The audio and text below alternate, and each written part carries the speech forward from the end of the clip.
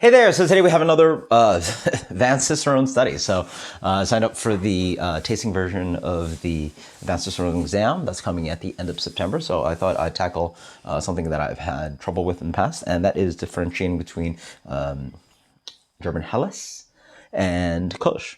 So Katie has poured this out, and I'm actually doing a triangle test. So you could do it in a way where you pour it into two different glasses, but what you get is actually 50-50. You could literally just guess and 50-50. Well, here it's harder. It's going to be 1 out of 33 if I guess randomly. And obviously it takes a huge percentage of luck away. And so one of these glasses has one of these beers. Two of these glasses have one of these beers. And that sort of makes it harder. And so what am I going to do is, despite her also pouring them into glasses, I'm going to blindfold myself because I'm sure there's some kind of like appearance differences, and on the test you can't compare it. It's like, well, these, in order to make this properly like blind, I'm not going to be able to like look at them as like, oh, these two are the same and this one's the different one, and that'll help me sort of like differentiate. So this is gonna be a fun one. So let's dig into these beers.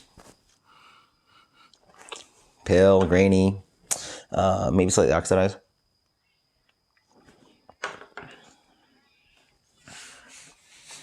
So what they call to differentiate on Kölsch is there's a little light fruity ester. It tastes just a hair of sweetness. So it could be Kölsch, this one.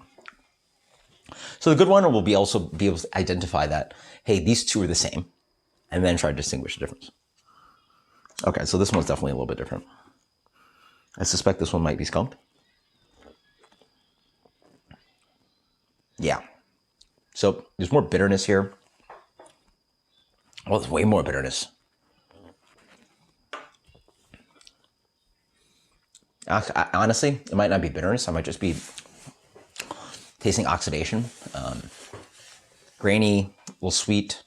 That could just be oxidized Helles. I don't know.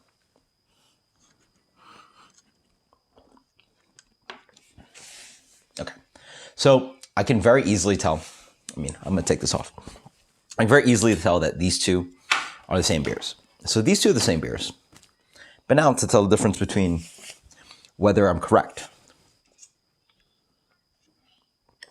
So what I remember is that Gaffel had a really weird flavor to it. I remember it did a blind of the commercial examples that come here. And I think there are 4 that come in the States, but they include Gaffel, Fuhr, and Reisdorf. And then there's one more. Anyway, there's one more. But there's 4, I think, 3 or 4 commercial samples that come here. I did 3 of them. And if I remember correctly, the Gaffel was a little funky. Like, not funky, but like, there's like an acetaldehyde thing going on or something. This is cleaner. And I know it called sweetness, but it's a really nice, light, grassy grain. Whenever I drink Weizenstefan Helles, it's like grassy grainy. There's a really nice kind of like grassy character to it, a little bit of grainy malt.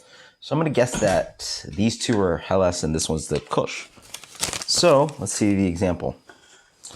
4 Helles, 1 is Helles, that's Kölsch. Okay, got it right.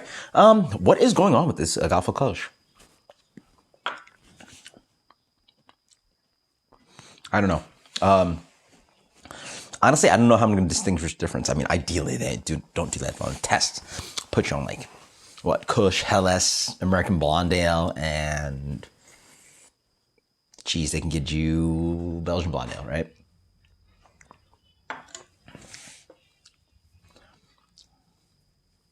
I want to say that this is maybe a little bit hoppier. This is best by like a couple months away. So freshness is maybe an issue. It's like 10 months old.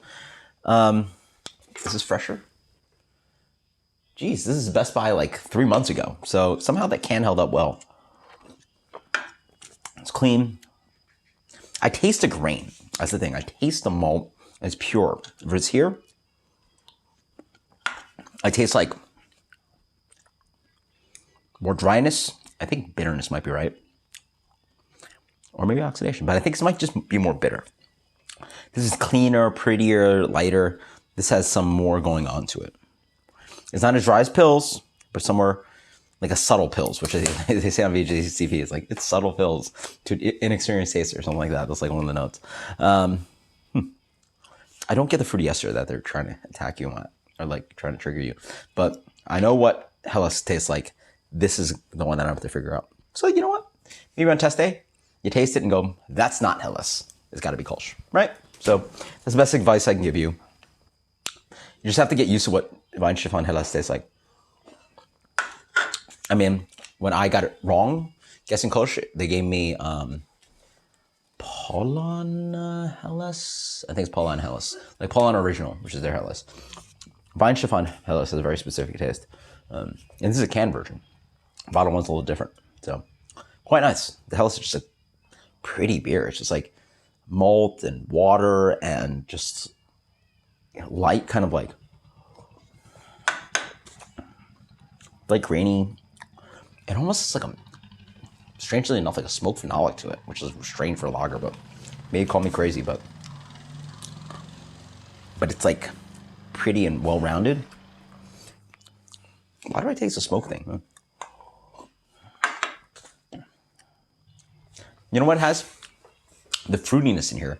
It honestly tastes a little bit like malty apple juice, which is confusing because the Helles shouldn't have an apple ester compared to the Kölsch. This is the intricacies of tasting that you have to learn. So you got to taste these. Forget about what people say. Forget about what BJCP says. Find what you like. Find what the tasting notes you like about the specific beers.